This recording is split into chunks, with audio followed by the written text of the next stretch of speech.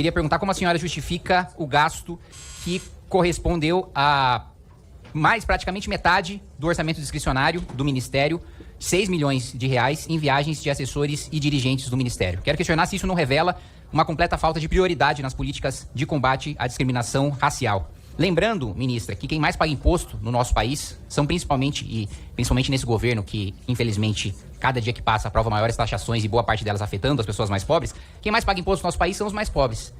E que, em sua maioria, são negros. O que justifica, né? Será que é justo tirar dinheiro do negro pobre do nosso país para pagar viagens do Ministério de Vossa Excelência? Deputado Kim, primeiro, obrigada pelas suas falas e contestações e perguntas, que eu sempre acho que é uma ótima oportunidade da gente esclarecer, né, e trazer luz aos fatos de tudo que tem sido feito. O senhor falou, englobou vários assuntos, então vou tentar também ser sucinto e respondê-lo, né, cada coisa que o senhor trouxe. Bom, primeiro de tudo, eu vou começar, então, pelo seu final. O senhor traz que a minha comitiva, a viagem de Portugal, ela foi a maior, né? Nós entramos em contato com o jornal, e aí é isso. Cada jornal faz o que lhe convém e o que acredita, mas quero dizer que eu fui com uma única assessora, né? A minha comitiva não foi a maior. E quando as pessoas questionam o porquê do Ministério da Igualdade Racial, o porquê de viagens, ou missões, ou agendas, eu acho que tem uma fala que eu tenho dito muito nos últimos 1 ano e 6 meses, que é: eu não vou fazer política de dentro do gabinete. Eu não vou ficar sentada no gabinete enquanto as pessoas, de fato, estão precisando e com sede de políticas públicas. Então, não só a minha missão institucional, porque quando as pessoas falam viagem, passeio, eu penso nas minhas filhas, que eu tenho 2, para o beach park, para a praia, enfim, aí sim, isso é um passeio, isso é uma viagem. Quando nós estamos a trabalho, numa viagem, numa missão institucional, e aí tem vários pontos que o senhor traz, né, desde a questão de por que usa uma coisa, por que usa outra. Existe um decreto, né, da classe executiva acima de 7 horas, inclusive um decreto de 2022, que nos permite, nos dá o direito a isso. Assim como também tem na Câmara várias das situações que os senhores, enquanto deputados e deputadas, também podem fazer uso. E aí, trazendo ainda o foco da missão de Portugal, existe uma coisa que é muito importante dizer, e para não me alongar, que eu sei que a gente... o tempo está correndo aqui, que eu não fui a Portugal somente para o fórum. Eu tinha uma agenda já feita, né, antecipadamente, inclusive a assinatura de memorando, né, do Observatório de Racismo e Xenofobia. Acordo esse que começa, né, no ano passado, com a missão, inclusive acompanhando o nosso presidente Lula primeiro, e depois uma outra missão com a própria ministra da Igualdade da Espanha, que a gente aproveita também para falar, visto que o Observatório de Xenofobia e Racismo é um observatório que procura o governo brasileiro para dizer da falta de levantamento de dados. Eu tenho certeza que o senhor sabe que o senhor é um rapaz muito inteligente, que em Portugal quase 80% das pessoas imigrantes são brasileiras.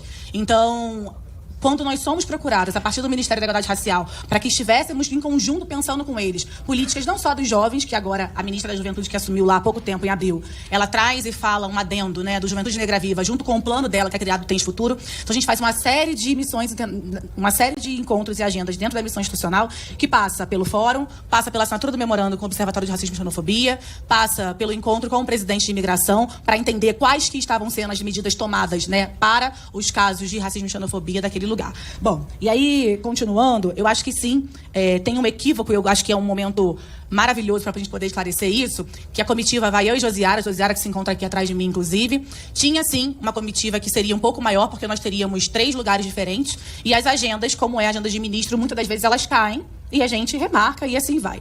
E o senhor traz um outro dado também que eu queria muito esclarecer, aproveitar aqui a oportunidade, que é quando o senhor fala do TCU. Então vamos lá. Primeiro, não há nenhuma, e eu repito, nenhuma ilegalidade no Ministério da Igualdade Racial e nenhuma aquisição de passagem. Segundo, um outro dado que eu acho muito importante trazer. Quando o TCU ele nos manda um relatório, deputado Hélio, deputado Kim, a gente tem ali umas recomendações, né? São as recomendações. E assim fizemos. A gente acatou, e eu posso dizer para os senhores e para as senhoras aqui presentes que no ano passado, quando o senhor provavelmente consultou, a sua assessoria consultou o portal de transparência, era no meio do ano, mentira, nem no meio do ano, era maio, né? Então, e eu sei que também o senhor sabe, tenho certeza que o senhor sabe disso, que existe o orçamento que é programado, o orçamento que é empenhado e o orçamento que é executado. Então, quando muitos senhores e senhoras divulgaram que, infelizmente, a gente tinha ali mais da metade do nosso orçamento para passagens diárias, isso não é real. Infelizmente, isso é um fato equivocado e inverídico. Nós chegamos, o Ministério da Igualdade Racial, no final de 2023, com o orçamento para 85% investido em políticas. E 15%, sim, entre passagens e diárias para missões institucionais. Então, acho que esse aqui é um excelente momento para que a gente possa trazer e explicar, né, o que, de fato, a gente está fazendo à frente desse lugar. Em relação a não haver ilegalidade, em nenhum momento disse que há ilegalidade. O que eu disse é que as recomendações do Tribunal de Contas da União foram descumpridas. Pode até não ser ilegal, mas é imoral você gastar dinheiro público com tamanha irresponsabilidade. Não é ilegal, né? E aí o senhor complementa, depois o senhor fala de espantalhos. O que eu acho que é imoral é rebaixar a política de igualdade racial na secretaria. Isso é imoral. Acho que isso é imoral porque quando a gente está pensando em 55% da população ou mais, né, isso também, para mim, é algo que eu também estou falando de fatos. Eu, inclusive, acho que é importante chamar todas as pessoas que aqui estão para que a gente possa acompanhar todas as políticas que foram feitas, porque da maneira que o senhor fala na sua resposta, é como se nenhuma das missões institucionais tivesse andado em nada. E eu discordo, né, totalmente do senhor por conta disso, porque é um trabalho para além de tudo que tem sido feito, e aí eu entendo que muita gente olha para a política de igualdade racial como apenas mais uma. Agora, para quem nunca teve nada, quando tem um pouco, é muita coisa.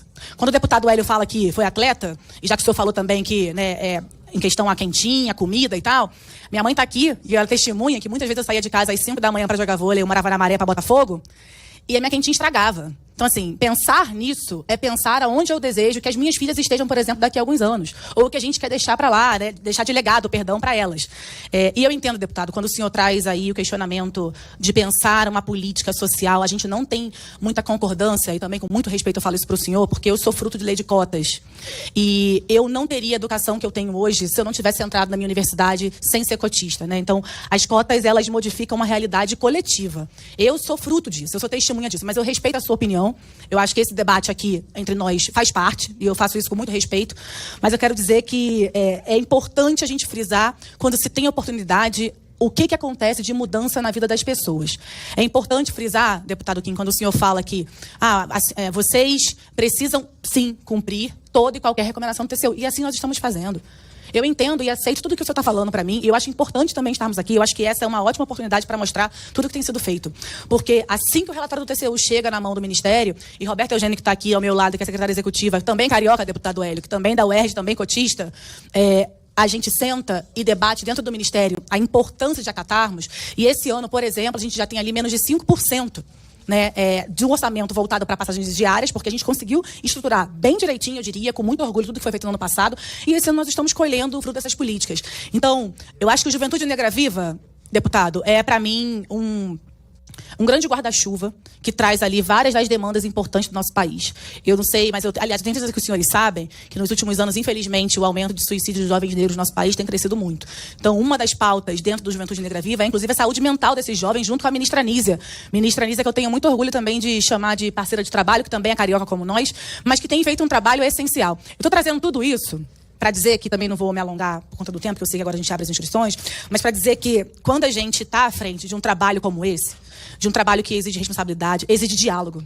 Que bom que o senhor fala que o senhor também não é um deputado de gabinete. Eu acho que essa referência para a gente tem que ser importante, porque nós somos jovens, né? A gente está nessa construção. E eu acho que ouvir, entender, acatar e construir junto é o que precisa ser feito.